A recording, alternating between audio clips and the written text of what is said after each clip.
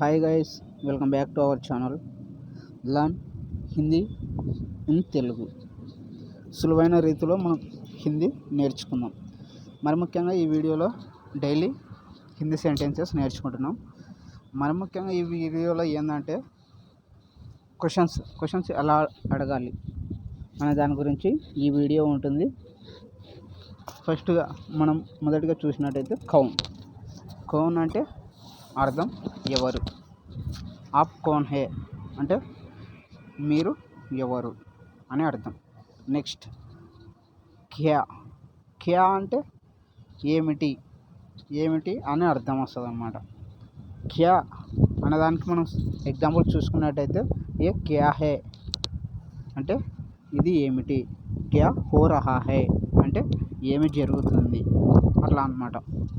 Next థర్డ్ది కనుక మనం చూసినట్టయితే కహా అంటే ఎక్కడ. హాస్పిటల్ కహా హై అంటే హాస్పిటల్ ఎక్కడ, అట్లా. నెక్స్ట్ కబ్ అంటే ఎప్పుడు. ఆప్ సభీ లోగ్ కబ్ జా రహే హై అంటే మీరందరూ ఎప్పుడు వెళ్తున్నారు. నెక్స్ట్ క్యూ అంటే ఎందుకు. ఫర్ ఎగ్జాంపుల్ ఏ క్యూ హో రహా హై అంటే ఇది ఎందుకు జరుగుతుంది. ఆప్కో క్యూ డాంట్తే రహతే హో అంటే మీరు ఎందుకు తిడుతూ ఉంటారు అని అర్థం. కైసే అంటే ఎలా. ఫర్ ఎగ్జాంపుల్ మీరు ఎలా ఉన్నారా అనే దాన్ని ఆప్ కైసే హో అని చెప్పొచ్చు అనమాట. ఆప్ కైసే హో ఎలా ఉన్నారు మీరు. నెక్స్ట్ కిత్నా అంటే ఎన్ని లేదా ఎన్ని అని యూజ్ చేసుకోవచ్చు అనమాట సందర్భాన్ని బట్టి. ఫర్ ఎగ్జాంపుల్ ఆప్కో కితనే పెన్ చాయి అంటే మీకు ఎన్ని పెన్నులు కావాలి అని అర్థం అనమాట. మీకు ఎంత డబ్బు కావాలి, ఆప్కో కితనా పైసే చాయి, అట్లా. నెక్స్ట్ కిస్కా అంటే ఎవరు లేదా ఎవరి యొక్క. ఏ కిస్కా పెన్ అంటే ఎవరి పెన్ను. నెక్స్ట్ కిస్మే అంటే ఎందులో అని అర్థం అనమాట.